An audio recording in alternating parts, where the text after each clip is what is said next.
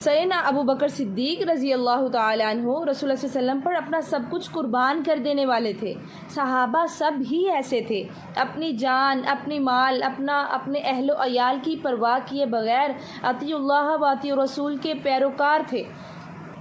ایک دفعہ جب مسلمانوں کی تعداد 88 تک پہنچ چکی تھی تو رسول اللہ صلی اللہ علیہ وسلم سے حضرت ابو بکر صدیق کہا کرتے تھے، اے اللہ کے رسول، اب ہم علی الاعلان اسلام کو بیان کریں، اپنے عقیدے کو علی الاعلان بیان کریں۔ تو آپ صلی اللہ علیہ وسلم حضرت ابو بکر صدیق کی یہ بات سن کر کہا کرتے تھے، یا ابا بکر انا قلیل، اے ابو بکر ابھی ہم بہت تھوڑے ہیں۔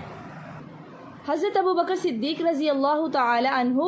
بار بار اس چیز پر اصرار کیا کرتے تھے کہ ہم علی الاعلان اپنے اسلام کو بیان کریں۔ ایک دن آپ صلی اللہ علیہ وسلم نے اجازت دے دی اور خانہ کعبہ کے ارد گرد سارے مسلمان جمع ہو گئے اور سیدنا ابو بکر صدیق خانہ کعبہ کے صحن میں آ گئے اور آپ کے سامنے حضرت محمد صلی اللہ علیہ وسلم تشریف فرما تھے۔ آپ نے ابھی چند کلمات ہی کہے تھے، جو آس پاس میں ارد گرد میں مسلمان کھڑے تھے، ان مشرکین نے، کفار نے ان سب کو مارا پیٹا، تشدد کیا، اور عتبہ بن ربیعہ جو فاسق تھا، اس ملعون نے حضرت ابو بکر صدیق رضی اللہ تعالی عنہ کو اس قدر مارا، اس فاسق نے اپنے جوتوں کے ساتھ مارا، ٹھیک ہے۔ آپ رضی اللہ تعالیٰ عنہ کے منہ پر جوتے مارے، پھر آپ رضی اللہ تعالیٰ عنہ کے پیٹ کے اوپر بیٹھ کر اس قدر مارا کہ کہا جاتا ہے کہ آپ کا منہ مبارک جو تھا وہ اس قدر خون سے بھر گیا کہ آپ کی ناک بھی نظر نہیں آ رہی تھی۔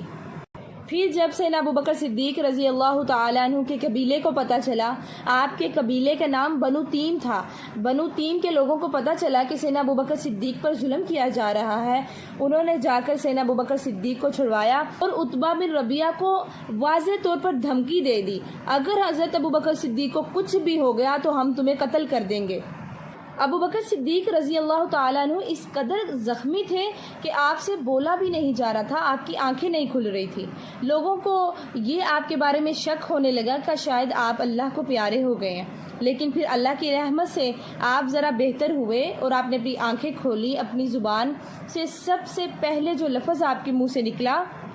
آپ نے پوچھا، ما فعل رسول اللہ صلی اللہ علیہ وسلم، میرے رسول اللہ صلی اللہ علیہ وسلم کیسے ہیں، آپ مجھے رسول اللہ صلی اللہ علیہ وسلم کے بارے میں بتائیں۔ تو جو بنو تیم کے لوگ تھے نا، بات سے غصہ آیا کہ ہم کب سے ابو بکر صدیق آپ کو لے کر بیٹھے ہیں، آپ کو وہاں سے بچا کر لائے ہیں، اور پھر بھی آپ کی زبان پر جو سب سے پہلا ورڈ آ رہا ہے وہ یہی آ رہا ہے کہ رسول اللہ صلی اللہ علیہ وسلم کیسے ہیں۔